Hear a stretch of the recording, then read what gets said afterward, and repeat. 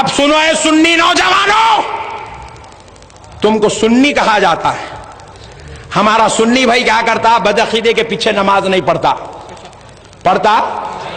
نہیں پڑھ کے الگ جماعت بنا کے نماز پڑھ لیا یا الگ نماز پڑھ لے کے جاتے رہا. تو ایک بیچ کا آدمی ہے، انہیں سنی ہے نا، وہاں بھی ہے، بیچ کا ہے. ایسے بہت زیادہ ہو گئے آج کے زمانے میں. انہیں بلا کے پوچھتا رہے، میں ادھر میں دیکھا جماعت میں تم نہیں پڑھے، امام صاحب کے پیچھے الگ نماز پڑھ کے بھاگ جا رہے ہیں. کئی کو سنی اور سمجھو سنی کس کو بولتے ہیں. خدا کی قسم آج کے اجتماع کا مقصد سمجھا رہا ہوں آپ کو. سنی کس کو بولتے ہیں سن لو. بولے کہ میاں تو نماز ان کے پیچھے نہیں پڑھا، الگ پڑھ لیا، کیا بات ہے؟ جی ہاں میں ان کے پیچھے نماز نہیں پڑھتا، میری نماز نہیں ہوتی ان کے پیچھے. بولے کئی کو؟ بولے کہ انہوں بازو والے ہے، تھوڑا سر پھرا رہا تو بولتا پکوڑے ہے، 24 نمبر ہے. کس کو بولتے ہیں میاں یہ سب؟ بولے انہوں فاتحہ نہیں دیتے، انہوں سلام نہیں پڑھتے، انہوں درگاہ کو نہیں جاتے، انہوں عروس نہیں کرتے، انہوں کنڈے نہیں کرتے، انہوں 11ویں نہیں کرتے، انہوں 12ویں نہیں کرتے. بولا یہ ہمارا سنی بھولا. اس کے اتنا بھولا تو پوری کائنات میں کوئی پیدائش نہیں ہوا. پورے بھولے ایک جگہ جمع ہوئے تو اہل سنت بنتی. اتنا بھولا، انہوں فاتحہ نہیں دیتے، درگاہ کو نہیں جاتے، سلام نہیں پڑھتے، وہ نہیں کرتے، یہ نہیں کرتے، ایسے باتاں کرا. تو انہیں پلٹ کے ایک ہی جواب پوچھا، سوال پوچھا، رہے میاں فاتحہ دینا فرض ہے کیا؟ سلام پڑھنا فرض ہے کیا؟ درگاہ کو جانا فرض ہے کیا؟ پوچھتے کہ ہلو بھاگ گیا بازو سے. اے بھاگو نہ، ادھر بول کے پھر بلا کے پیچھے. اچھا جان دے بھائی، انہوں تو بازو والے کیا کہ تو بولا ان کے پیچھے نماز نہیں پڑھا، اچھا کرا. جان دے تو کیا ہے؟ بولو سنی. کس کو بولتے؟ درگاہ کو جانے والے کو بولتے، فاتحہ دینے والے کو بولتے، سلام پڑھنے والے کو بولتے. تو بولے ارے درگاہ کو جانا فرض ہے کیا؟ واجب ہے کیا؟ فاتحہ دینا فرض ہے کیا؟ پھر پوچھتے نے بولا ٹھہرو، احمد نقشبندی صاحب کو پوچھ کے آ، تو بول کے بھاگ گیا.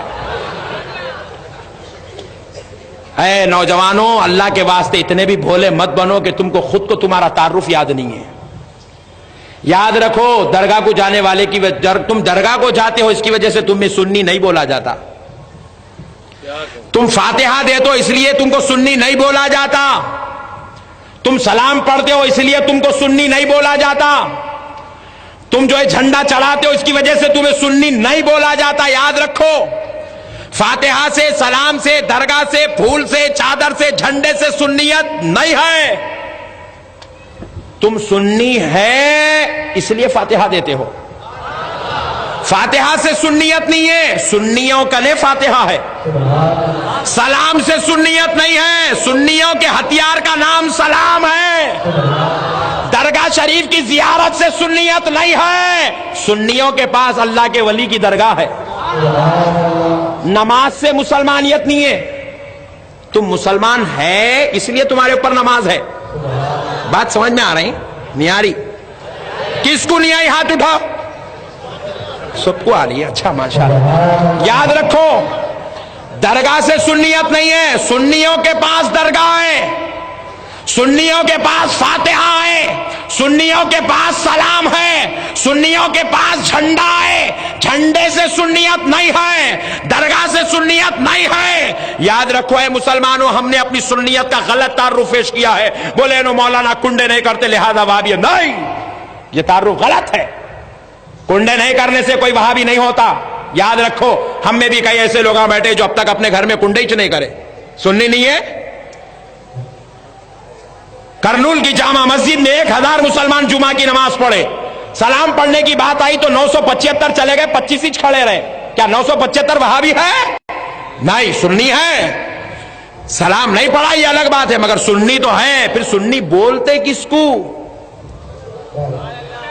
سنی کس کو بولتے؟ جو نبی کو اپنی جان سے زیادہ چاہے اس کو سنی بولتے ہیں. جو نبی کے علم غیب کو مان لے اس کو سنی بولتے ہیں. جو نبی کے حاضر و ناظر ہونے کو مان لے اس کو سنی بولتے ہیں. جو نبی کو شافع محشر مان لے اس کو سنی بولتے ہیں. جو لامکان جا کر اپنی آنکھوں سے رب کا دیدار کرنے کو مان لیا اس کو سنی بولتے ہیں. جو نبی کو خبر میں آئے اور گناہگاروں کو بخشانے کو مان لے اس کو سنی بولتے ہیں. جو نبی کی عظمت کو مان لے اس کو سنی بولتے ہیں. جو نبی کو سید المرسلین مان لے اس کو سنی بولتے ہیں. اور خوابوں میں آ کر غلاموں کو دیدار کرانا جو مان لے اس کو سنی بولتے ہیں. میرے بھائیوں، اللہ اور اس کے رسول کا واسطہ یہ سنیت ہے. جو امام حسین کو جنتی جوانوں کا سردار مان لے وہ سنی ہے. امام حسین کو جو غلطی پہ مانے انہیں سنی نہیں ہو سکتا. اب یاد رکھو، بازو والوں کے بارے میں یہ غلط تعارف مت دو. درگاہ کو نہیں جاتا، سلام نہیں، انہیں آنا ہی نہیں. درگاہ کو آیا تو بم رکھ کے جاتا. انہیں ہوا نہیں اجمیر میں آنا ہی نہیں بازو والا. یہ تو غلاموں کا مقدر ہے جی، یہ تو عاشقوں کا مقدر ہے. انہیں فاتحہ پڑھنا بھی نہیں، انہیں پڑھا تو سرکار اس کی شفاعت کرائیں گے. انہیں پڑھنا نہیں، انہیں جنت میں آنا بھی نہیں. یہ تو غلاموں کا مقدر ہے. بات سمجھ میں آئی؟ ان کو بدعقیدہ فاتحہ سلام کی وجہ سے نہیں بولا جاتا. پھر آپ پوچھے مولانا کئی کو بولا جاتا؟ اعلیٰ حضرت امام احمد رضا صاحب قبلہ نے جو کہا ہے کہ ان کے پیچھے نماز مت پڑھو، کیوں کہا ہے؟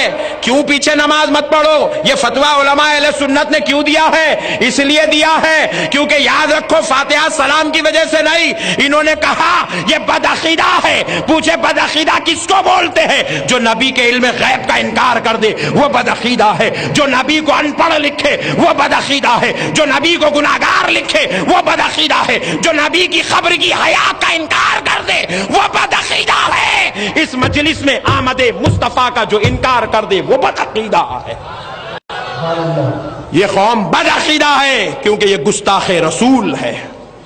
بات سمجھ میں آئی بھائی؟ کیا ہے بولو؟ گستاخ رسول ہے. یہ رسول اللہ کی عظمت کا انکار کرنے والی قوم، یہ رسول اللہ کی رفعت کا انکار کرنے والی قوم ہے. یہ گستاخ رسول ہے، یہ دشمن رسول ہے، یہ باغی رسول ہے. یہ اہل بیت سے بغض رکھتے ہیں، یہ آل نبی سے بغض رکھتے ہیں، یہ غوث و خواجہ سے بغض رکھتے ہیں، یہ اولیاء اللہ سے دشمنی رکھتے ہیں. اسی لیے ہمارے بزرگوں نے کہا جو اتنوں سے بغض و بغاوت رکھے ایسی گندی قوم کے پیچھے نماز کیسے ہو سکتی ہے؟ جو نبی کے علم غیب کا انکار کر رہا ہے، جو نعوذ باللہ نبی کو ان پڑھ کہہ رہا ہے، جو نعوذ باللہ نبی کو گناہگار کہہ رہا ہے، ایسی قوم کے پیچھے تمہاری نماز کیسے ہو سکتی ہے؟ لہٰذا یہ ان کی بدعقیدگی ہے جو یہ دشمن رسالت میں مبتلا ہے. میرے نوجوان بھائیوں یاد رکھو، علماء اہل سنت نے تمہیں کبھی کڑوا گٹ نہیں پلایا ہے. علماء اہل سنت نے تمہیں یہی درس دیا ہے ان سے بچو.